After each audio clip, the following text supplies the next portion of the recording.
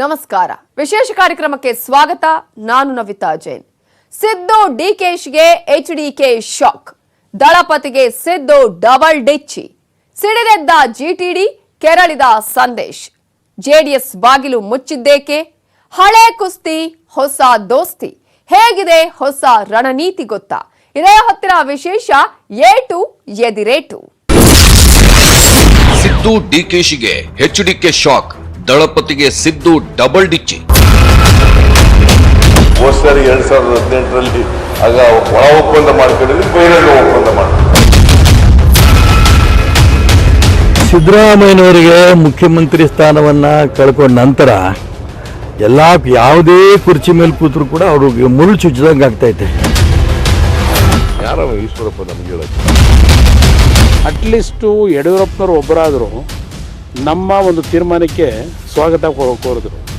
ಆದರೆ ಕಾಂಗ್ರೆಸ್ ನಾಯಕರಿಗೆ ಅಷ್ಟು ಸೌಜನ್ಯವೂ ಇಲ್ಲ.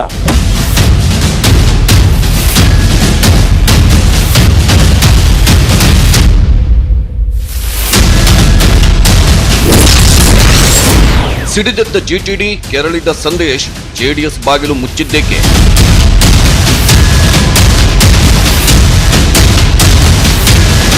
JDS ಅವರೇ ಮನೆ ಬಾಗಿಲು ಬಂದಿದ್ರು ಇಂಗ್ಲೂ ರಾತ್ರಿ. ಅಲ್ಲಿ ಅಪ್ಪ ಮಕ್ಕಳೇನೆ ಒಬ್ರಿಗೊಬ್ರು ಗುದ್ದಾಡ್ಕೊಂಡು ನನಗೆ ಅವಮಾನ ಮಾಡಿದ್ರು. ಅವರು ಈಗಾಗಲೇ ಅವ್ರದೇ ಆದಂಥ ಒಂದು ತೀರ್ಮಾನಗಳನ್ನು ಮಾಡ್ಕೊಂಡಿದ್ದಾರೆ. ಹಳೆ ಕುಸ್ತಿ, ಹೊಸ ದೋಸ್ತಿ. ಹೇಗಿದೆ ಹೊಸ ರಣನೀತಿ ಗೊತ್ತಾ?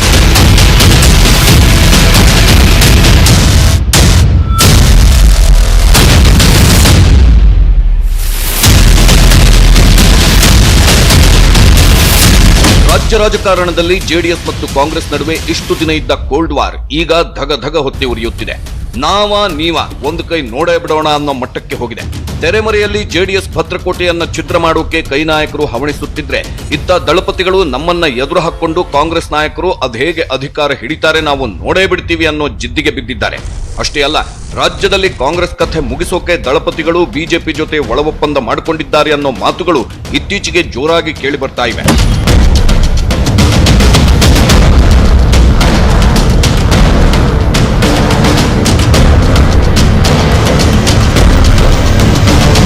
ಹಾಗಾದ್ರೆ ಸಿದ್ದರಾಮಯ್ಯ ಮತ್ತು ಡಿಕೆ ಶಿವಕುಮಾರ್ಗೆ ಎಚ್ಡಿಕೆ ಶಾಕ್ ಕೊಟ್ಟಿದ್ದು ಹೇಗೆ? ದಳಪತಿಗಳಿಗೆ ಟಗರು ಕೊಟ್ಟ ಆ ಡಿಚ್ಚಿ ಹೇಗಿದೆ? ಎದುರಾಳಿಗಳನ್ನ ಟಗರು ಹೇಗೆ ಹಿಗ್ಗಾಮುಗ್ಗಾ ಗುಮ್ತಾ ಇದೆ? ದಳಪತಿಗಳು ಮತ್ತು ಸಿದ್ದರಾಮಯ್ಯ ಮಧ್ಯದ ಯುದ್ಧದಲ್ಲಿ ಜಿಟಿ ದೇವೇಗೌಡರು ಸಿಡಿದೆದ್ದಿದ್ದೇಕೆ? ಸಂದೇಶ್ ನಾಗರಾಜ್ಗೆ ಬಾಗಿಲು ಮುಚ್ಚಿದ್ದೇಕೆ? ಅಷ್ಟಕ್ಕೂ ದಳಪತಿಗಳ ಭದ್ರಕೋಟೆ ಈಗ ಅಲುಗಾಡ್ತಿರೋದು ಯಾಕೆ ಅನ್ನೋದನ್ನ ಎಳೆ ಎಳೆಯಾಗಿ ಬಿಚ್ಚಿಡ್ತೀವಿ. ಸರಿ 2018ರಲ್ಲಿ ಆಗ ಒಳ ಒಪ್ಪಂದ ಮಾಡ್ಕೊಂಡಿದ್ವಿ, ಬಹಿರಂಗ ಒಪ್ಪಂದ ಮಾಡ್ತೀವಿ. ಅಟ್ಲೀಸ್ಟು ಯಡಿಯೂರಪ್ಪನವರು ಒಬ್ಬರಾದರೂ ನಮ್ಮ ಒಂದು ತೀರ್ಮಾನಕ್ಕೆ ಸ್ವಾಗತ ಕೋರಿದ್ರು. ಆದರೆ ಕಾಂಗ್ರೆಸ್ ನಾಯಕರಿಗೆ ಅಷ್ಟು ಸೌಜನ್ಯವೂ ಇಲ್ಲ. JDS ಯಾರ ಹಿಡಿತದಲ್ಲಿದೆ, ಯಾರ ಕುಟುಂಬದಲ್ಲಿ ಹಿಡಿತದಲ್ಲಿದೆ ಅಂತ ಎಲ್ರಿಗೂ ಜಗತ್ತಿಗೆ ಗೊತ್ತಿದೆ. ಅದೊಂದು ಸಾರಿ ಹೇಳ್ಬೇಕಾ? ಬಿಡಿಸಿ ಹೇಳ್ಬೇಕಾ? ಏಟಿಗೆ ಏಟು, ಟಕ್ಕರ್ಗೆ ಟಕ್ಕರ್. ದಳಪತಿಗಳ ವಾಗ್ಬಾಣಗಳಿಗೆ ವಿಪಕ್ಷ ನಾಯಕ ಸಿದ್ದರಾಮಯ್ಯ ಬರೀ ಬಾಣ ಬಿರುಸುಗಳನ್ನಷ್ಟೇ ಬಿಡ್ತಾ ಇರಲ್ಲ, ದೊಡ್ಡ ದೊಡ್ಡ ಮಿಸೈಲ್ಗಳು, ಡೈನಮೈಟ್ಗಳನ್ನ ಪ್ರಯೋಗಿಸುತ್ತಿದ್ದಾರೆ. ಪಾಯಿಂಟ್ ಬೈ ಪಾಯಿಂಟ್ ಹಿಡಿದು ರಣದಾಳಿ ನಡೆಸುತ್ತಿದ್ದಾರೆ. ಸಿದ್ದರಾಮಯ್ಯನವರ ಈ ರಣದಾಳಿಯನ್ನ ಪುಡಿಗಟ್ಟೋಕೆ ದಳಪತಿಗಳು ಬಿಜೆಪಿ ಜೊತೆ ಸೇರಿ ನಿಗೂಢ ತಂತ್ರವನ್ನ ಹೆಣೆಯುತ್ತಿದ್ದಾರೆ. ಹಾಗಾದ್ರೆ ಆ ನಿಗೂಢ ತಂತ್ರ ಏನು ಅನ್ನೋದನ್ನ ತೋರಿಸ್ತೀವಿ. ಆದ್ರೆ ಅದಕ್ಕಿಂತ ಮೊದಲು ದಳಪತಿಗಳ ವಿರುದ್ಧವೇ ಜೆಡಿಎಸ್ ಶಾಸಕರು ತಿರುಗಿ ಬಿದ್ದಿರೋದು ಯಾಕೆ ಅನ್ನೋದನ್ನ ನೀವು ನೋಡ್ಲೇಬೇಕು.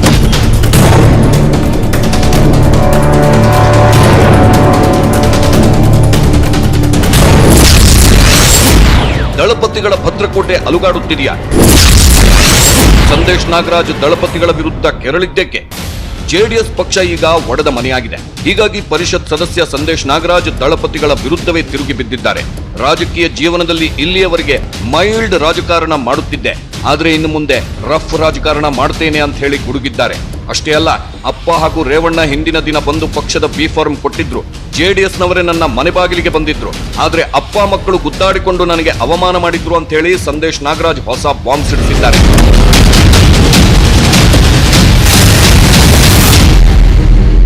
ಅವರೇ ಇಂಗ್ಲೂ ರಾತ್ರಿ ಬಂದು ಬಿ ಫಾರ್ಮ ಕೊಟ್ಬಿಟ್ಟು ಹೋದ್ರು. ಯಾರು ಅಪ್ಪನೂ ರೇವಣ್ಣನೂ. ಇವರು ಇಲ್ಲಿ ಮೈಸೂರು ಮಹಾರಾಜರು ಹೇಳ್ದಂಗೆ ಕೇಳ್ಕತಿ ಇವ್ರು ಕೊಡಲಿಲ್ಲ ಅಷ್ಟೇ. ಆ ಥರ ಏನು ಗೊತ್ತಿಲ್ಲ. ಅವ್ರವ್ರ ಡಿಸ್ಪ್ಯೂಟ್, ಅವ್ರ ಫ್ಯಾಮಿಲಿ ಡಿಸ್ಪ್ಯೂಟ್. ನಾ ಹೊಡೆದಂಗೆ ಹೊಡಿತೀನಿ, ನೀನು ಹತ್ತಂಗೆ ಹೇಳು ಅಂತ ಅವರು ಮಾತಾಡಿದ್ರು. ಮಾರನೇ ದಿವಸಕ್ಕೇ ದೇವೇಗೌಡರು ಕುಮಾರ ನನ್ನ ಮಗ ಅಂತ ಪ್ರಧಾನಿ ಹತ್ರ ಮಾತಾಡಿದ್ರು. ಅದು ಅವ್ರದ್ದು ವ್ಯವಹಾರ. ಅದು ಹೀಗೆ ದಳಪತಿಗಳು ಬಿ ಫಾರ್ಮ್ ಕೊಟ್ಟು ನನಗೆ ಅವಮಾನ ಮಾಡಿದ್ರು ಅಂತ ಹೇಳುತ್ತಿರೋ ಸಂದೇಶ್ ನಾಗರಾಜ್ ಮೈಸೂರು ಮಹಾರಾಜರ ಮಾತನ್ನ ಕೇಳಿಕೊಂಡು ಕೊಡಲಿಲ್ಲ ಅಂತ ಹೇಳಿ ಅಸಮಾಧಾನ ವ್ಯಕ್ತಪಡಿಸಿದ್ರು. ಅಷ್ಟೇ ಅಲ್ಲ, ಮೈಸೂರು ಮಹಾರಾಜ ಅಂದ್ರೆ ಜಯಚಾಮರಾಜೇಂದ್ರ ಒಡೆಯರಲ್ಲ, ನಮ್ಮಂತವರಲ್ಲೇ ಒಬ್ಬರು ಮಹಾರಾಜರಿದ್ದು ಜೆಡಿಎಸ್ ಪಕ್ಷಕ್ಕೆ ಅವರೇ ಮಂತ್ರಿ, ಸೇನಾಧಿಪತಿ ಎಲ್ಲ ಅವರೊಬ್ಬರೇ ಆಗಿದ್ದಾರೆ ಅಂತ ಹೇಳಿ ಅಸಮಾಧಾನಗೊಂಡಿದ್ದಾರೆ. ಇನ್ನು ದಳದಲ್ಲಿ ಹಿಂಗೆ ಆದ್ರೆ ಕಡೆಗೆ ಪಕ್ಷದಲ್ಲಿ ಅವರೊಬ್ಬರೇ ಉಳಿದುಕೊಳ್ಳುವುದು, ಎಲ್ಲರೂ ಪಕ್ಷದಿಂದ ಹೋಗಿರೋದು ಆ ಮಹಾರಾಜರಿಂದಲೇ ಎಂದು ಶಾಸಕ ಸಾರಾ ಮಹೇಶ್ ಹೆಸರೇಳದೆ ಅವರನ್ನ ಮಹಾರಾಜ ಎಂದು ಲೇವಡಿ ಮಾಡಿದ್ದಾರೆ. ಮೈಸೂರು ಮಹಾರಾಜರು ಅಂದರೆ ಜಯಚಾಮರಾಜೇಂದ್ರ ಒಡೆಯರು ಫ್ಯಾಮಿಲಿ ಅಲ್ಲ, ಬೇರೆ ನಮ್ಮಂಥವ್ರೊಬ್ಬರು ಮಹಾರಾಜರು ಮಂತ್ರಿ, ಸೇನಾಧಿಪತಿ, ಆಮೇಲೆ ಪ್ರಜೆ ಎಲ್ಲ ಅವರೇ, ಸೇವಕರು ಎಲ್ಲ ಅವರೊಬ್ಬರೇ ಉಳ್ಕೊಳ್ಳೋದು. ಅವ್ರ ದರ್ಬಾರ್ ಅವರಿಂದನೇ ಜೆ.ಟಿ. ದೇವೇಗೌಡರು, ನೀವು ಪ್ರಬಲ ಚಿಕ್ಕಮಾದು ಎಲ್ಲರೂ ಹೋಗಿರೋದು ಆ ಮಹಾರಾಜರು ಇಲ್ಲೇ, ಅದರಲ್ಲಿ ಏನಿಲ್ಲ. ಇಲ್ಲ, ನಿಮ್ಮ ಪರ್ಟಿಕ್ಯುಲರ್ ಅವರನ್ನ ನಿಮ್ಗೆ ಅವಮಾನ ಮಾಡಬೇಕು ಅಂತ ಪ್ಲಾನ್ ಮಾಡಿದ್ದ? ಅವಮಾನ ಏನಿಲ್ಲ, ನನಗೇನು ಅವಮಾನ ಆಗಿಲ್ಲ. ಹಿಂದಿನ ದಿವಸ ಬಂದು ನಾನು 5ನೇ ತಾರೀಕು ಬಿ ಫಾರ್ಮ್ ಅನ್ನು ತೋರಿಸ್ತೀನಿ. ನನಗೆ ಹಿಂದಿನ ದಿವಸ ಬಿ ಫಾರ್ಮ್ ಅಂತಂದು ಮನೆಗೆ ಯಾರು ಕೊಟ್ಬಿಟ್ಟು ಹೋದ್ರು, ಏನು ಎತ್ತ ಎಲ್ಲನೂ 5ನೇ ತಾರೀಕು ಕೂಲಂಕುಷವಾಗಿ ತೋರಿಸ್ತೀನಿ. ಜನವರಿ 5ನೇ ತಾರೀಕು ಸುದ್ದಿಗೋಷ್ಠಿ ನಡೆಸಿ ಎಲ್ಲವನ್ನ ಹೇಳುತ್ತೇನೆ. ಆನಂತರ ಯಾರನ್ನು ಯಾರು ಮುಗಿಸುತ್ತಾರೆ ಗೊತ್ತಾಗುತ್ತೆ. ಇಷ್ಟು ದಿನ ಮೈಲ್ಡ್ ರಾಜಕಾರಣ ಮಾಡುತ್ತಿದ್ದೆ, 5ನೇ ತಾರೀಕಿನ ನಂತರ ರಫ್ ರಾಜಕಾರಣ ಮಾಡುತ್ತೇನೆ ಎಂದು ವಿಧಾನ ಪರಿಷತ್ ಸದಸ್ಯ ಸಂದೇಶ್ ನಾಗರಾಜ್ ಗುಡುಗಿದ್ದಾರೆ. ಇನ್ನು ಜನವರಿ 5 ಅಥವಾ 6ನೇ ತಾರೀಕು ಸಂದೇಶ್ ನಾಗರಾಜ್ ಪ್ರೆಸ್ ಮೀಟ್ ಮಾಡಲಿದ್ದು ಜೆಡಿಎಸ್ಗೆ ಗುಡ್ ಬೈ ಹೇಳೋದು ಪಕ್ಕ. ಅಷ್ಟೇ ಅಲ್ಲ, ಅವರ ಮುಂದಿನ ಆಯ್ಕೆ ಕಾಂಗ್ರೆಸ್ ಎನ್ನಲಾಗುತ್ತಿದೆ. ಸಿದ್ದು ಸಿಎಂ ಆಗಲೆಂದು ಜಿಟಿಡಿ ಪೂಜೆ. ಜಿಟಿಡಿ ಬಾಗಿಲು ಬಂದ್ ಮಾಡಿದ ಎಚ್ಡಿಕೆ. ಜೆಡಿಎಸ್ ವಿರುದ್ಧ ರೆಬೆಲ್ ಆಗಿರೋ ಶಾಸಕರಲ್ಲಿ ಚಾಮುಂಡೇಶ್ವರಿ ಕ್ಷೇತ್ರದ ಶಾಸಕ ಜಿಟಿ ದೇವೇಗೌಡರು ಕೂಡ ಒಬ್ಬರು. ಜಿಟಿ ದೇವೇಗೌಡರು ಹಳೆ ಮೈಸೂರು ಭಾಗದಲ್ಲಿ ಪ್ರಬಲ ಒಕ್ಕಲಿಗ ಮುಖಂಡರು. ಆದರೆ ಇವರ ಜೊತೆಗೂ ದಳಪತಿಗಳು ಮುಸುಕಿನ ಗುದ್ದಾಟ ನಡೆಸುತ್ತಿದ್ದಾರೆ. ಹೀಗಾಗಿ ಸುಮಾರು ತಿಂಗಳುಗಳ ಹಿಂದೆ ಜಿಟಿಡಿ ಜೆಡಿಎಸ್ನಿಂದ ಒಂದು ಕಾಲು ಹೊರಗಿಟ್ಟಿದ್ರು. ಈ ನಡುವೆ ಜಿಟಿ ದೇವೇಗೌಡ ಅವರನ್ನ ಪಕ್ಷದಲ್ಲಿಯೇ ಉಳಿಸಿಕೊಳ್ಳಲು ಎಚ್ಡಿ ದೇವೇಗೌಡ, ಸಾರಾ ಮಹೇಶ್ ಸೇರಿದಂತೆ ಇತರೆ ನಾಯಕರು ಕಸರತ್ತು ನಡೆಸಿದ್ರು. ಆದ್ರೆ ಅದು ಫಲ ಕೊಡಲಿಲ್ಲ. ಸಾಲದು ಅಂತ ವಿಧಾನ ಪರಿಷತ್ ಟಿಕೆಟ್ ಆಫರ್ ಕೂಡ ಕೊಟ್ಟಿದ್ರು. ಆದ್ರೂ ಜಿಟಿ ದೇವೇಗೌಡರು ಜೆಡಿಎಸ್ ನಾಯಕರ ಆಫರ್ಗಳಿಗೆ ಬಗ್ಗಲಿಲ್ಲ. ಜೊತೆಗೆ ಜಿಟಿ ದೇವೇಗೌಡರು ಇತ್ತೀಚೆಗೆ ಸಿದ್ದರಾಮಯ್ಯನವರ ಜೊತೆಗೆ ಬಹಿರಂಗ ಸಭೆಗಳಲ್ಲಿ ಒಟ್ಟಿಗೆ ಕಾಣಿಸಿಕೊಂಡು ದಳಪತಿಗಳ ನಿದ್ದೆಗೆಡಿಸುತ್ತಿದ್ದಾರೆ. ಅಷ್ಟೇ ಅಲ್ಲ, ಸಿದ್ದರಾಮಯ್ಯ ಮತ್ತೆ ಸಿಎಂ ಆಗಲಿ ಅಂತ ಹೇಳಿ ಪೂಜೆ ಮಾಡಿಸಿದ್ರು. ಇದು ಮಾಜಿ ಸಿಎಂ ಕುಮಾರಸ್ವಾಮಿ ಅವರನ್ನ ಕೆರಳುವಂತೆ ಮಾಡಿದೆ. ಈ ಬಗ್ಗೆ ಕುಮಾರಸ್ವಾಮಿ ಹೇಳಿದ್ದೇನು ಗೊತ್ತಾ? ಇರ್ಬೋದು. ಆ್ಯಕ್ಚುಲಿ ಅವರು ಈಗಾಗಲೇ ಅವರದೇ ಆದಂಥ ಒಂದು ತೀರ್ಮಾನಗಳನ್ನು ಮಾಡ್ಕೊಂಡಿದ್ದಾರೆ. ಈ ಚುನಾವಣೆಯಲ್ಲೂ ಸಹ ಅವರ ಮುಂದಿನ ರಾಜಕೀಯದ ಅವರ ದೃಷ್ಟಿಯಿಂದ ಅವರದೇ ಆದಂಥ ರೀತಿಯ ಲೆಕ್ಕಾಚಾರದಲ್ಲಿ ಚುನಾವಣೆ ನಡೆಸ್ಬೋದು. ಅದರಿಂದ ಅದರ ಬಗ್ಗೆ ನಾನು ಚರ್ಚೆ ಮಾಡಲಿಕ್ಕೆ ಹೋಗೋದಿಲ್ಲ. ಅಂದರೆ ಅವರು ರಾಜಕೀಯದಲ್ಲಿ ಸನ್ಯಾಸಿಗಳಲ್ವಲ್ಲ, ಅವ್ರ ಭವಿಷ್ಯವನ್ನು ಮುಂದಿನ ದಿನಗಳಲ್ಲಿ ಆಯ್ಕೆ ಮಾಡ್ಕೊಳ್ತಕ್ಕಂಥದ್ದು ಅವ್ರಿಗೆ ಅವರ ಒಂದು ಹಕ್ಕದು. ಕೋಲಾರ ಶಾಸಕ ಕೂಡ ದಳಪತಿಗಳ ಮೇಲೆ ರೆಬೆಲ್. ಕಳೆದ ಅಕ್ಟೋಬರ್ನಲ್ಲಿ ಕೋಲಾರದ ಜೆಡಿಎಸ್ ಶಾಸಕ ಶ್ರೀನಿವಾಸ್ ಗೌಡ ಅವರು ಕಾಂಗ್ರೆಸ್ ಸೇರ್ತೀನಿ ಅಂತ ಬಹಿರಂಗವಾಗಿ ಹೇಳಿದ್ರು. ಅಷ್ಟೇ ಅಲ್ಲ, ದೇವೇಗೌಡರ ಪುತ್ರ ಮತ್ತು ಮಾಜಿ ಸಿಎಂ ಎಚ್ಡಿ ಕುಮಾರಸ್ವಾಮಿ ವಿರುದ್ಧ ಕಿಡಿಕಾರಿದ್ರು. ಕೆಸಿ ವ್ಯಾಲಿ ಯೋಜನೆ ಮುಂದಿಟ್ಟುಕೊಂಡು ವಾಗ್ದಾಳಿ ನಡೆಸಿದ್ರು. ಆ ಮೂಲಕ ಜೆಡಿಎಸ್ ವರಿಷ್ಠ ಎಚ್ಡಿ ದೇವೇಗೌಡರ ಕೆಂಗಣ್ಣಿಗೂ ಗುರಿಯಾಗಿದ್ರು. ಕಾಂಗ್ರೆಸ್ ನಾಯಕರೇ ನಮ್ಮ ಶಾಸಕರ ಮೂಲಕ ಇಂಥ ಹೇಳಿಕೆ ಕೊಡಿಸಿದ್ದಾರೆ ಅಂತ ಹೇಳಿ ದೊಡ್ಡಗೌಡರು ರೊಚ್ಚಿಗೆದ್ದಿದ್ರು. ಪರಿಸ್ಥಿತಿ ಹೀಗಿರುವಾಗಲೇ ಕಳೆದ ಶನಿವಾರ ಕೋಲಾರ ಶಾಸಕ ಶ್ರೀನಿವಾಸ್ ಗೌಡರು, ನಾನು ಕಾಂಗ್ರೆಸ್ ಪಕ್ಷದ ಅಭ್ಯರ್ಥಿಗೆ ಮತ ಹಾಕಿದ್ದೇನೆ, ನಾನು ಯಾರಿಗೂ ಭಯಪಡುವ ಅವಶ್ಯಕತೆ ಇಲ್ಲ ಅಂತ ಹೇಳಿದ್ದಾರೆ. ಅಷ್ಟೇ ಅಲ್ಲ, 2004ರಲ್ಲಿ ನಾನು ಕಾಂಗ್ರೆಸ್ ಪಕ್ಷದಿಂದ ಮಂತ್ರಿ ಆಗಿದ್ದೆ. ಈ ಬಾರಿ ಕಾಂಗ್ರೆಸ್ಗೆ ವೋಟು ಹಾಕುವ ಅವಕಾಶ ಸಿಕ್ಕಿದೆ, ಹೀಗಾಗಿ ವೋಟು ಹಾಕಿದ್ದೇನೆ. ಪರಿಷತ್ ಚುನಾವಣೆಯಲ್ಲಿ ನಮಗೆ ಪ್ರಬಲ ಪೈಪೋಟಿ ಯಾರೂ ಇಲ್ಲ, ಹಣ ಹಂಚದೆ ಚುನಾವಣೆ ಎದುರಿಸುವ ಹರಿಶ್ಚಂದ್ರರು ಯಾರೂ ಇಲ್ಲ ಅಂತ ಟಾಂಗ್ ಕೊಟ್ಟಿದ್ದಾರೆ. 94ರಲ್ಲಿ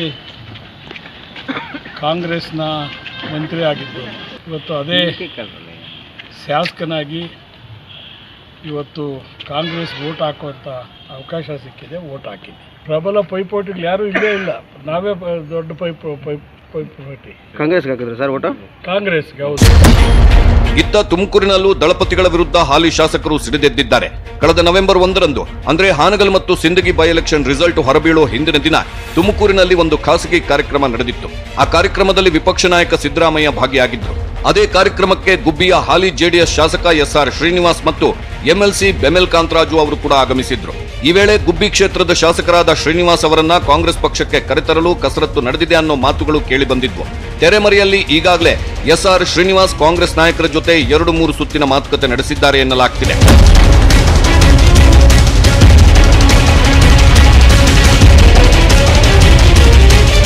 ಹೀಗೆ ಹಳೆ ಮೈಸೂರು ಭಾಗದಲ್ಲಿ ಮತ್ತು ಕೋಲಾರದಲ್ಲಿ ದಳಪತಿಗಳ ಭದ್ರಕೋಟೆ ಅಲುಗಾಡೋಕೆ ಶುರುವಾಗಿದೆ. ಇನ್ನು ದಳಪತಿಗಳ ವಿರುದ್ಧ ತಮ್ಮ ಶಾಸಕರೇ ರೆಬೆಲ್ ಆಗೋಕೆ ಪರೋಕ್ಷವಾಗಿ ವಿಪಕ್ಷ ನಾಯಕ ಸಿದ್ದರಾಮಯ್ಯ ಮತ್ತು ಕೆಪಿಸಿಸಿ ಅಧ್ಯಕ್ಷ ಡಿಕೆ ಶಿವಕುಮಾರ್ ಅನ್ನೋದು ದಳಪತಿಗಳ ಲೆಕ್ಕಾಚಾರ. ಇದೇ ಕಾರಣಕ್ಕೆ ದಳಪತಿಗಳು ಪರಿಷತ್ ಚುನಾವಣೆಯಲ್ಲಿ ಕೇವಲ 6 ಕ್ಷೇತ್ರಗಳಲ್ಲಿ ತಮ್ಮ ಅಭ್ಯರ್ಥಿಗಳನ್ನು ಕಣಕ್ಕಿಳಿಸಿ ಉಳಿದ ಕಡೆ ಪರೋಕ್ಷವಾಗಿ ಬಿಜೆಪಿಗೆ ಬೆಂಬಲಿಸಿ ಕಾಂಗ್ರೆಸ್ ಅನ್ನ ಹಣಿಯೋಕೆ ದಳಪತಿಗಳು ಪ್ಲಾನ್ ಮಾಡಿದ್ರು ಅನ್ನೋ ರಾಜಕೀಯ ವಿಶ್ಲೇಷಣೆಗಳಿವೆ. ಅಷ್ಟೇ ಅಲ್ಲ, ನಾವು ಬಿಜೆಪಿಗೆ ಬೆಂಬಲಿಸ್ತೀವಿ ಅಂತ ಹೇಳೋ ಮೂಲಕ ಕುಮಾರಸ್ವಾಮಿ ಕಾಂಗ್ರೆಸ್ ನಾಯಕರ ಎದೆಯಲ್ಲಿ ನಡುಕ ಹುಟ್ಟಿಸಲು ಯತ್ನಿಸಿದ್ರು. ಆದ್ರೆ ಕಾಂಗ್ರೆಸ್ ನಾಯಕರು ಮಾತ್ರ ದಳಪತಿಗಳ ಯಾವ ಬೆದರಿಕೆಗೂ ಬಗ್ಗಿರಲಿಲ್ಲ. ಹೀಗಾಗಿ ಕೊನೆ ಕ್ಷಣದಲ್ಲಿ ಕುಮಾರಸ್ವಾಮಿ ಪರಿಷತ್ ಚುನಾವಣೆಯಲ್ಲಿ ಯಾರಿಗೂ ಬೆಂಬಲಿಸದಿರಲು ನಿರ್ಧಾರ ಮಾಡಿದ್ರು. ದಳಪತಿಗಳು ಬಿಜೆಪಿಗೆ ಬಹಿರಂಗವಾಗಿ ಬೆಂಬಲಿಸದಿರಲು ಹಲವು ಕಾರಣಗಳಿವೆ. ಅವು ಏನು ಅನ್ನೋದನ್ನ ಡೀಟೇಲ್ ಆಗಿ ತೋರಿಸ್ತೀವಿ. ಆದ್ರೆ ಅದಕ್ಕಿಂತ ಮೊದಲು ಕುಮಾರಸ್ವಾಮಿ ಕೆಪಿಸಿಸಿ ಅಧ್ಯಕ್ಷ ಡಿಕೆಶಿಯನ್ನ ಕುಟುಕಿದ್ದಕ್ಕೆ ಅನ್ನೋದನ್ನ ನೀವು ನೋಡಲೇಬೇಕು. ಡಿಕೆಶಿ ವಿರುದ್ಧ ಎಚ್ಡಿಕೆ ಕೆಂಡಾಮಂಡಲ. ಬಿಎಸ್ವೈ ಪರ ಕುಮಾರಸ್ವಾಮಿ ಬ್ಯಾಟಿಂಗ್. ಮಾಜಿ ಸಿಎಂ ಕುಮಾರಸ್ವಾಮಿ ಬಿಎಸ್ವೈ ಪರ ಸಾಫ್ಟ್ ಆಗಿ ಬ್ಯಾಟಿಂಗ್ ಶುರು ಮಾಡಿದ್ದಾರೆ. ಯಡಿಯೂರಪ್ಪ ಹತಾಶರಾಗಿದ್ದಾರೆ ಅನ್ನೋ ಡಿಕೆಶಿ ಹೇಳಿಕೆಗೆ ಎಚ್ಡಿಕೆ ಟಾಂಗ್ ಕೊಟ್ಟಿದ್ದಾರೆ. ಸಾರ್ವತ್ರಿಕ ಚುನಾವಣೆಗೆ ಇನ್ನೂ 1 ವರ್ಷ ಇದೆ. ಆಗ ಯಾರು ಹತಾಶರಾಗಿದ್ದಾರೆ ಅನ್ನೋದು ತಿಳಿಯುತ್ತೆ. ಮುಂದಿನ ಬೆಳವಣಿಗೆ ಬಗ್ಗೆ ಈಗಲೇ ಯಾರು ನಿರೀಕ್ಷೆ ಮಾಡಲು ಸಾಧ್ಯವಿಲ್ಲ. ನಮ್ಮ ಪಕ್ಷದ ಅಭ್ಯರ್ಥಿಗಳು ಕಣದಲ್ಲಿಲ್ಲದ ಕಾರಣ ನಮಗೆ ಬೆಂಬಲ ನೀಡುವಂತೆ ಮನವಿ ಮಾಡಿದ್ದರು. ಅದು ಅವರ ದೊಡ್ಡತನ. ಸ್ಥಳೀಯ ಚುನಾವಣೆಯಲ್ಲಿ ನಮ್ಮವರು ಕೆಲವು ಕಡೆ ಕಾಂಗ್ರೆಸ್ ಮತ್ತು ಬಿಜೆಪಿ ಎರಡಕ್ಕೂ ಬೆಂಬಲ ನೀಡಿದ್ದಾರೆ. ಆದ್ರೆ ಕಾಂಗ್ರೆಸ್ನವರಿಗೆ ಇದನ್ನ ನೆನೆಸಿಕೊಳ್ಳುವ ಔದಾರ್ಯವಿಲ್ಲ ಅಂತ ಕಿಡಿಕಾರಿದ್ರು. ಅಲ್ಲಿ ಸ್ಥಳೀಯ ಒಂದು ವಾತಾವರಣಕ್ಕೆ ತಕ್ಕನಾಗಿ ಕೆಲವು ಕಡೆ ಕಾಂಗ್ರೆಸ್ಗೂ ಮಾಡಿದ್ದಾರೆ, ಕೆಲವು ಕಡೆ ಬಿಜೆಪಿಗೂ ಮಾಡಿದ್ದಾರೆ. ಅಟ್ಲೀಸ್ಟು ಯಡಿಯೂರಪ್ಪನವರು ಒಬ್ಬರಾದರೂ ನಮ್ಮ ಒಂದು ತೀರ್ಮಾನಕ್ಕೆ ಸ್ವಾಗತ ಕೋರಿದ್ರು. ಆದರೆ ಕಾಂಗ್ರೆಸ್ ನಾಯಕರಿಗೆ ಅಷ್ಟು ಸೌಜನ್ಯವೂ ಇಲ್ಲ. ಎಲ್ಲಿ ನಮ್ಮ ಪಕ್ಷದ ಓಪನ್ ಆಗಿ ಹಲವಾರು ಕಡೆ ಕಾಂಗ್ರೆಸ್ನ ಸಭೆನೇ ಮಾಡಿದ್ರು ನಮ್ಮ ಪಕ್ಷದ ಒಂದು ನಾಯಕರುಗಳು ನಮ್ಮ ಸೂಚನೆ ಮೇರೆಗೆ. ಅದಕ್ಕೆ ಅಟ್ಲೀಸ್ಟು ಒಂದು ಅಲ್ಪ ಸ್ವಲ್ಪ ಮಟ್ಟ ಕೃತಜ್ಞತೆ ಸಲ್ಲಿಸ್ತಕ್ಕಂಥ ಸಂಸ್ಕೃತಿನೂ ಇಲ್ಲದೆ ಇರ್ತಕ್ಕಂಥದ್ದು ಕಾಂಗ್ರೆಸ್ ಪಕ್ಷ. ಇಲ್ಲ, ಜಾತ್ಯತೀತ ಶಕ್ತಿಗಳನ್ನೇ ಸಂಪೂರ್ಣ ನಿರ್ನಾಮ ಆಗಬೇಕು ಅಂತಕ್ಕಂಥ ರೀತಿಯ ಅವರ ನಡವಳಿಕೆ ಇರ್ತಕ್ಕಂಥದ್ದು. ಕಾಂಗ್ರೆಸ್ ನಾಯಕರು ಅದ್ಯಾವಾಗ ತಮ್ಮ ಭದ್ರಕೋಟೆಗಳನ್ನ ಒಡೆಯೋಕೆ ಶುರು ಮಾಡಿದ್ರು ಆಗ ಜೆಡಿಎಸ್ ವರಿಷ್ಠ ಎಚ್.ಡಿ. ದೇವೇಗೌಡರು ದಿಲ್ಲಿಗೆ ಹೋಗಿ ಪ್ರಧಾನಿ ಮೋದಿ ಅವರನ್ನ ಭೇಟಿಯಾಗಿ ಬಂದಿದ್ರು. ಇದನ್ನ ನೋಡಿದ್ರೆ ಜೆಡಿಎಸ್ ನಾಯಕರು ಪರಿಷತ್ ಚುನಾವಣೆಯಲ್ಲಿ ಬಿಜೆಪಿಗೆ ಬೆಂಬಲ ಘೋಷಿಸಿಯೇ ಬಿಟ್ರು ಅನ್ನೋ ವಾತಾವರಣ ನಿರ್ಮಾಣವಾಗಿತ್ತು. ಇತ್ತ ಕಾಂಗ್ರೆಸ್ ನಾಯಕರು ಯಾವುದೇ ಕಾರಣಕ್ಕೂ ದಳಪತಿಗಳ ಬೆಂಬಲಕ್ಕಾಗಿ ಕೈ ಚಾಚಿರಲಿಲ್ಲ. ಹೀಗಿದ್ರೂ ದಳಪತಿಗಳು ಪರಿಷತ್ ಚುನಾವಣೆಯಲ್ಲಿ ತಟಸ್ಥ ನಿಲುವು ತಾಳಿದ್ದಕ್ಕೆ ಅನ್ನೋ ಪ್ರಶ್ನೆಗಳು ಎಲ್ಲರನ್ನೂ ಕಾಡ್ತವೆ. ಅದು ಯಾಕೆ ಅಂತ ಕೆದಕಿ ನೋಡಿದ್ರೆ ಅಲ್ಲಿ ಕೆಪಿಸಿಸಿ ಅಧ್ಯಕ್ಷ ಡಿಕೆಶಿ ಮತ್ತು ವಿಪಕ್ಷ ನಾಯಕ ಸಿದ್ದರಾಮಯ್ಯನವರ ನಿಗೂಢ ತಂತ್ರಗಾರಿಕೆ ಇತ್ತು ಅನ್ನೋದು ಪಟಾ ಬಯಲಾಗುತ್ತೆ.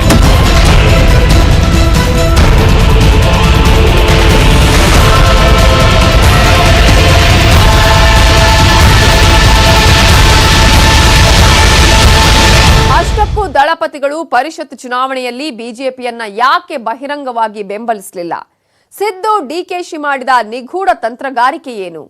ಏಟಿಗೆ ಎದುರೇಟು ಕೊಟ್ಟಿದ್ ಹೇಗೆ ಅನ್ನೋದನ್ನ ತೋರಿಸ್ತೀವಿ. ಆದ್ರೆ ಅದಕ್ಕಿಂತ ಮೊದಲು ಒಂದು ಸ್ಮಾಲ್ ಬ್ರೇಕ್.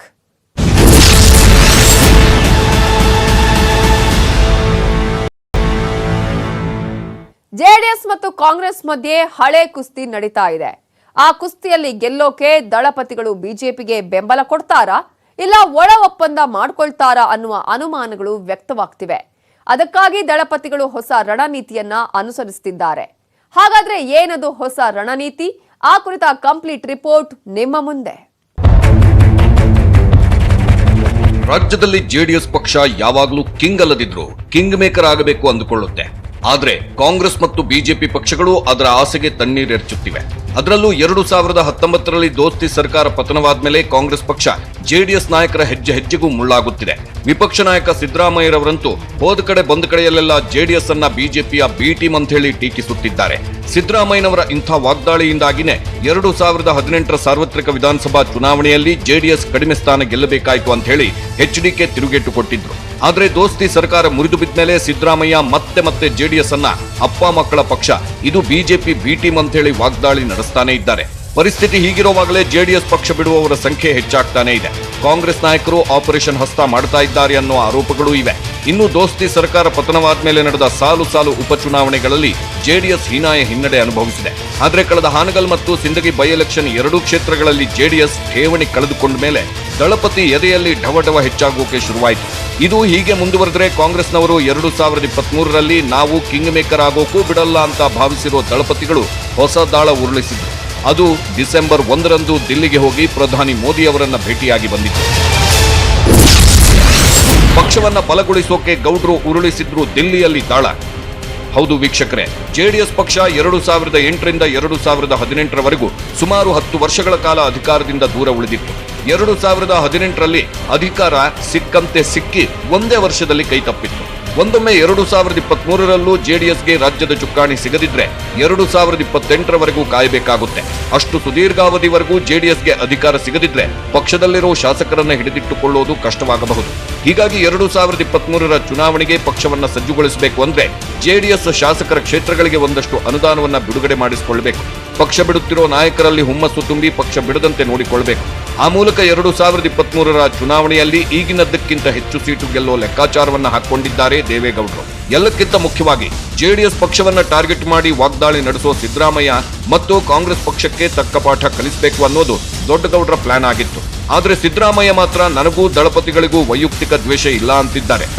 ಹೀಗೆ ಸಿದ್ದರಾಮಯ್ಯ ನನಗೂ ದಳಪತಿಗಳಿಗೂ ವೈಯಕ್ತಿಕ ದ್ವೇಷ ಇಲ್ಲ ಅಂತಾನೆ ವಾಗ್ದಾಳಿ ನಡೆಸುತ್ತಿದ್ದಾರೆ. ಹೀಗಾಗಿ ಪರಿಷತ್ ಚುನಾವಣೆಯಲ್ಲಿ ಬಿಜೆಪಿ ಜೊತೆ ದಳಪತಿಗಳು ಕೈ ಜೋಡಿಸುತ್ತಾರೆ ಅನ್ನೋ ಮಾತುಗಳು ದಟ್ಟವಾಗಿದ್ವು. ಇತ್ತ ಬಿಎಸ್ವೈ ಅವರು ಬಹಿರಂಗವಾಗಿ ಜೆಡಿಎಸ್ ಬೆಂಬಲ ಕೋರಿದ್ದರಿಂದ ಕುಮಾರಸ್ವಾಮಿ ಅವರು ಕೆಲ ದಿನಗಳ ಕಾಲಾವಕಾಶವನ್ನು ತಗೊಂಡಿದ್ರು. ಆದ್ರೆ ಕೊನೆಗೂ ಬಿಜೆಪಿ ಮತ್ತು ಕಾಂಗ್ರೆಸ್ ಯಾರಿಗೂ ಸಪೋರ್ಟ್ ಮಾಡಲ್ಲ, ಪರಿಷತ್ ಎಲೆಕ್ಷನ್ ನಲ್ಲಿ ಸ್ಥಳೀಯ ನಾಯಕರು ತಮಗಿಷ್ಟ ಬಂದವರಿಗೆ ವೋಟ್ ಹಾಕಬಹುದು ಅಂತ ಹೇಳೋ ಮೂಲಕ ತಟಸ್ಥ ನಿಲುವು ತಳೆದಿದ್ರು.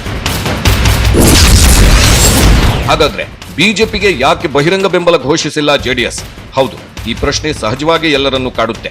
ಕಾಂಗ್ರೆಸ್ ಮತ್ತು ಸಿದ್ದರಾಮಯ್ಯನವರ ಮೇಲೆ ಉರಿದುರಿದು ಬೀಳೋ ದಳಪತಿಗಳು ಪರಿಷತ್ ಎಲೆಕ್ಷನ್ ನಲ್ಲಿ ಬಿಜೆಪಿಗೆ ಬೆಂಬಲ ಸೂಚಿಸಬಹುದಿತ್ತಲ್ವಾ? ಹಾಗ್ಯಾಕ್ ಮಾಡ್ಲಿಲ್ಲ ಅಂತ ನೋಡಿದ್ರೆ ಅದಕ್ಕೆ ಕೆಲವು ಕಾರಣಗಳು ಎದ್ದು ಕಾಣ್ತವೆ. ಅದರಲ್ಲಿ ಬಿಜೆಪಿ ಬೆಂಬಲಿಸದಂತೆ ಪಕ್ಷದಲ್ಲೇ ವಿರೋಧ ವ್ಯಕ್ತವಾಗಿದೆ. ಬಿಜೆಪಿಗೆ ಬೆಂಬಲಿಸಿದ್ರೆ ಬೇರೆ ಅರ್ಥ ರವಾನೆಯಾಗುತ್ತೆ ಅನ್ನೋ ಆತಂಕ ಇತ್ತು. ಅಲ್ಲದೆ ಸಿದ್ದರಾಮಯ್ಯ ಸದಾ ಆರೋಪ ಮಾಡುವಂತೆ ಜೆಡಿಎಸ್ ಬಿಜೆಪಿಯ ಬಿ ಟೀಮ್ ಅನ್ನೋ ಆರೋಪಕ್ಕೆ ಇನ್ನಷ್ಟು ಬಲ ಸಿಗುತ್ತೆ. ಜೊತೆಗೆ ಈಗಾಗಲೇ ಒಂದಷ್ಟು ಜೆಡಿಎಸ್ ನಾಯಕರು ಕಾಂಗ್ರೆಸ್ ಕಡೆ ವಾಲಿದ್ದಾರೆ. ಚಿಕ್ಕಮಗಳೂರಿನಲ್ಲಿ ಕಾಂಗ್ರೆಸ್ಗೆ ವೈಎಸ್ವಿ ದತ್ತ ಬೆಂಬಲ ವ್ಯಕ್ತಪಡಿಸಿದ್ರು. ಸಿಂಧನೂರಿನ ಜೆಡಿಎಸ್ ಶಾಸಕ ನಾಡಗೌಡ ಕಾಂಗ್ರೆಸ್ ಅಭ್ಯರ್ಥಿ ಶರಣಗೌಡ ಪಾಟೀಲ್ ಬೆಂಬಲಿಸುವಂತೆ ಬಹಿರಂಗ ಸಭೆಯಲ್ಲೇ ಕಾರ್ಯಕರ್ತರಿಗೆ ಕರೆ ನೀಡಿದ್ರು. ಬೀದರ್ನಲ್ಲಿ ಕಾಂಗ್ರೆಸ್ ಪರ ಬಂಡೆಪ್ಪ ಕಾಶೆಂಪುರ್ ಒಲವಿತ್ತು. ಧಾರವಾಡದಲ್ಲಿ ಕಾಂಗ್ರೆಸ್ ಕಡೆ ಕೋನರೆಡ್ಡಿ ಟೀಮ್ ಒಲವಿಟ್ಟಿತ್ತು. ವಿಜಯಪುರದಲ್ಲಿ ಕಾಂಗ್ರೆಸ್ನತ್ತ ಜೆಡಿಎಸ್ ನಾಯಕರ ಪ್ರೀತಿ ಇತ್ತು. ಶಿವಮೊಗ್ಗದಲ್ಲಿ ಕಾಂಗ್ರೆಸ್ ನಾಯಕ ಮಧು ಬಂಗಾರಪ್ಪ ಜೊತೆ ಜೆಡಿಎಸ್ ಟೀಮ್ ಗುರುತಿಸಿಕೊಂಡಿತ್ತು. ಹೀಗಾಗಿ ಇಂಥ ಸನ್ನಿವೇಶದಲ್ಲಿ ಬಿಜೆಪಿಗೆ ಬೆಂಬಲಿಸಿದ್ರೆ ಕಷ್ಟ ಎಂದು ಅರಿತಿದ್ದ ಎಚ್ಡಿಕೆ ಮೈತ್ರಿ ಸಂಬಂಧ ಸ್ಥಳೀಯ ನಾಯಕರ ನಿರ್ಧಾರಕ್ಕೆ ಬಿಟ್ಟುಕೊಟ್ಟಿದ್ರು. ಆದ್ರೆ ಕಾಂಗ್ರೆಸ್ ಮತ್ತು ಸಿದ್ದರಾಮಯ್ಯ ಮೇಲೆ ಉರಿದುರಿದು ಬೀಳುತ್ತಿರೋ ಜೆಡಿಎಸ್ ನಾಯಕರು 2023ರ ಸಾರ್ವತ್ರಿಕ ವಿಧಾನಸಭಾ ಚುನಾವಣೆಯಲ್ಲಿ ಕಾಂಗ್ರೆಸ್ ವಿರುದ್ಧ ಸೇಡು ತೀರಿಸಿಕೊಳ್ಳೋ ಸಾಧ್ಯತೆ ಇದೆ. ಅದಕ್ಕಾಗಿ ದಳಪತಿಗಳು ಈಗಾಗಲೇ ರಣತಂತ್ರಗಳನ್ನ ರೆಡಿ ಮಾಡ್ಕೊಂತಿದ್ದಾರೆ. ಇತ್ತ 2023ರಲ್ಲಿ ಶತಾಯಗತಾಯ ಪಕ್ಷವನ್ನ ಸ್ವಂತ ಬಲದ ಮೇಲೆ ಅಧಿಕಾರಕ್ಕೆ ತರಬೇಕು ಅಂತ ಹೇಳಿ ಪಟ್ಟು ಹಿಡಿದಿರೋ ಡಿಕೆಶಿ ಮತ್ತು ಸಿದ್ದರಾಮಯ್ಯ ಬೇರೆಯದ್ದೇ ಲೆಕ್ಕಾಚಾರದಲ್ಲಿದ್ದಾರೆ.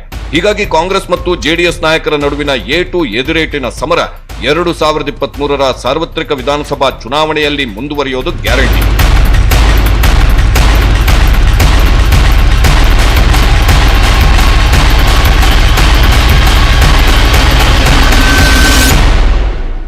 ನೋಡಿದ್ರಲ್ಲ, ಜೆಡಿಎಸ್ ಮತ್ತು ಕಾಂಗ್ರೆಸ್ ಮಧ್ಯೆ ಏಟು ಎದುರೇಟು ಹೇಗಿದೆ ಅನ್ನೋದನ್ನ. ಈ ಕುಸ್ತಿ ಪರಿಷತ್ ಚುನಾವಣೆಯ ಮೇಲೆ ಹೇಗೆ ಪರಿಣಾಮ ಬಿದ್ದಿದೆ ಅನ್ನೋದು ಗೊತ್ತಾಗಬೇಕು ಅಂದ್ರೆ ಡಿಸೆಂಬರ್ 14ರಂದು ಹೊರಬೀಳೋ ಫಲಿತಾಂಶದವರೆಗೂ ಕಾಯಲೇಬೇಕು. ಇದು ಈ ಹೊತ್ತಿನ ಸ್ಪೆಷಲ್. ನೋಡ್ತಾ ಇರಿ ನ್ಯೂಸ್ 18 ಕನ್ನಡ. ಜಾಲ ನಮ್ಮದು.